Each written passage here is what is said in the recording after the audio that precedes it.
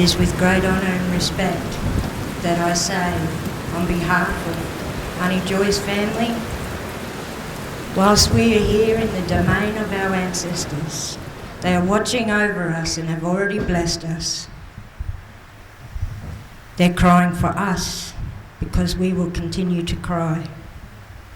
And while we come here to say goodbye on this very auspicious occasion, I want to say welcome to everybody to Kabi Kabi country. And I just want to say this on behalf of my sister. She was a cultural woman, and she will never give up that belief that she had in her cultural past. And that's what she leaves with us today. Their cultural past, the cultural present, and the cultural future that we have as Aboriginal people.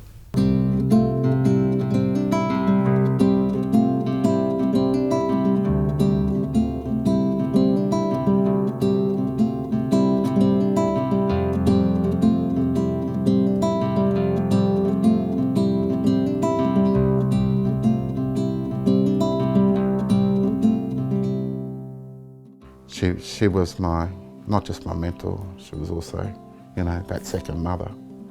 Always looked up to my mother because, of how she treated people and, if anybody had any issues, she'd never, turn them away. Just was straight down the line about things, and because she was like that, I think it sort of instilled that in us and made us be strong and,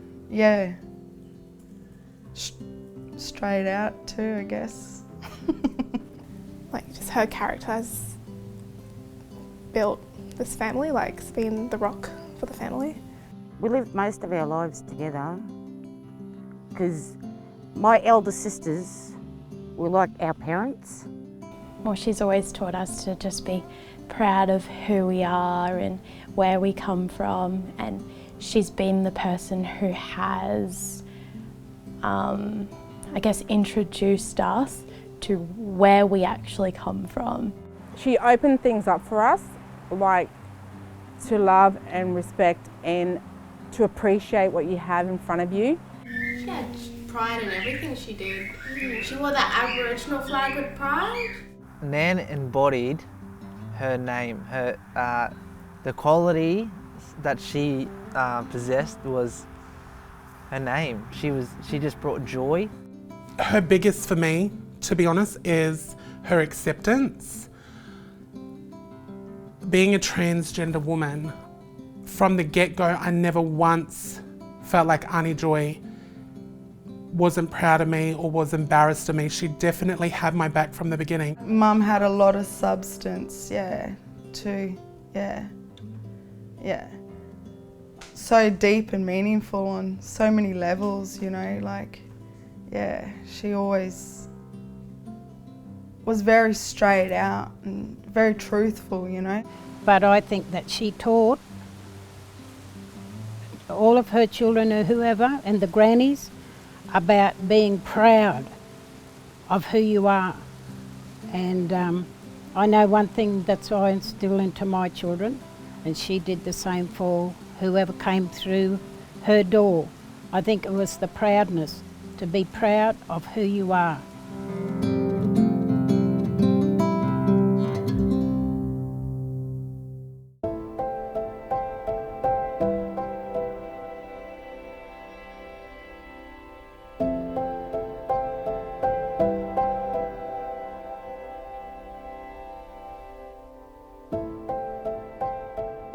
We're here at Kenilworth Station.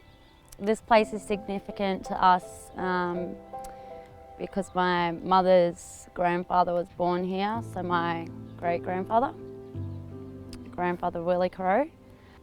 It's significant because my mum had a passion to always bring the family together here as one big mob, just to, make sure that we have knowledge where we come from and, where our roots are from and where our country is. we're talking about Willie Crowe Jr. here. So his mother was a Noosa region lady and his father was a Kenilworth region bloke.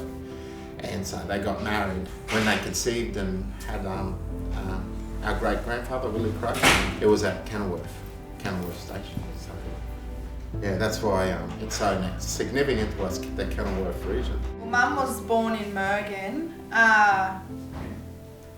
1955. After grandfather, her father got exempted from Cherbourg. You did have to get a permit to leave any Aboriginal community. Cherbourg was no different. Him and Nan took off up to Alpha to work in the railways and stuff. And my father got a job on the Queensland Rails. Not long after they'd moved up there to, you know, work and things like that, they had another child, only Betty, and then not long after that. Remembrance Day. Yes. Yeah, it is, Remembrance Day. And it was, and on that day, everybody had the day off, and that was the gambling day. So you could play 2-up, cards, anything like that. When they were at the camp, railway camp, they started a gambling little ring, you know, and anyway, my father caught this lad cheating. He got into this row with this bloke over a game of cards. The guy cheated grandfather, so grandfather was an ex-boxer. And he got up and sort of gave him a hit and knocked him down or whatever the case may be. The guy retaliated by going and getting a gun and coming back and shooting him straight in the chest, which killed him instantly. It went to court, I think, the next day and was acquitted. So, you know, having no justice back in them days and things like that was very, you know, tough. And we've always thought about that. And it's only a few years back that the family, the whole family, the sisters, the grandchildren, had gone back and put a headstone sort of on his grave. He laid there for 56 years, more or less, with nothing.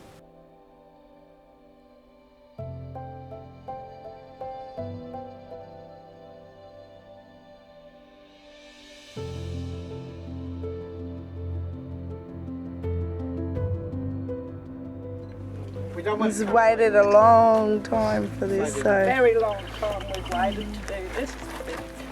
58 years to be precise. And to have all Dad's family here today is a very special, special moment. That was finding my dad, and we found him, and his birthday's today. Happy birthday, Grandfather. My daddy. Sorry I never ever got to know you. Wish I could have. This is my first time in all them years we've really located and done something for my dad. Thank you. And I am so thrilled and privileged to be here to tell some of the story and the heartache we've all been through, but we're all here soldiering on, and that makes life worth living.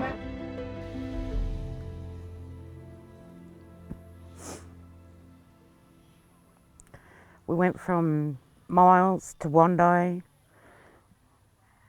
and then Joy moved down to Sydney to Balmain, and I followed her from Balmain to Marrickville and back up to Brisbane. When she went from West End and moved to Morayfield, and when she moved to Morayfield, and it was like a blessing in disguise, because coming up here to the country, she had a whole new life and a new way of living. Even though she experienced so many losses in her life, she was like so strong that she could still be there for everyone else and be more than just a grandmother, more than just a mother. She raised so many of us, and I don't know. I think the only way we can say thank you is by achieving all these dreams that we had, and that she supported us.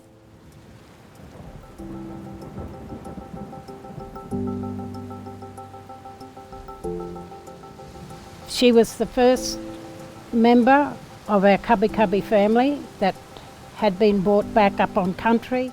It meant a lot because it had a lot of significance that Mum was, not only that she wanted to go back there and have that as her final resting place, but also returning to country, being the first descendant to return back home.